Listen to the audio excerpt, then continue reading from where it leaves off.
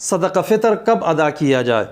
تو اس میں بعض حضرات نے یہ فرمایا کہ رمضان سے پہلے دینا بھی جائز ہے، اور بہت سارے حضرات فرماتے ہیں کہ نہیں، رمضان کے بعد دے سکتے ہیں۔ لہٰذا احوط یہ ہے کہ رمضان شروع ہونے کے بعد دے، پہلے نہ دے، لیکن اگر کوئی بندہ پہلے دے دے ادائیگی ہو جائے گی۔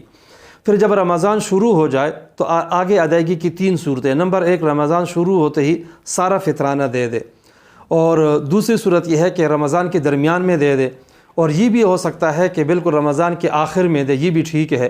احادیث میں سنت اور مستحب صورت یہ آئی ہے کہ عید کے دن عیدگاہ کی طرف جانے سے پہلے دے دے، اور اس پہ اتفاق ہے کہ یہ صورت بالاتفاق مستحب ہے اور سنت کے زیادہ قریب ہے۔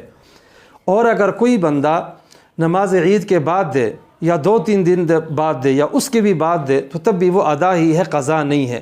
تاخیر کرنا مناسب نہیں ہے، لیکن پھر بھی اس کو ادا ہی کہیں گے۔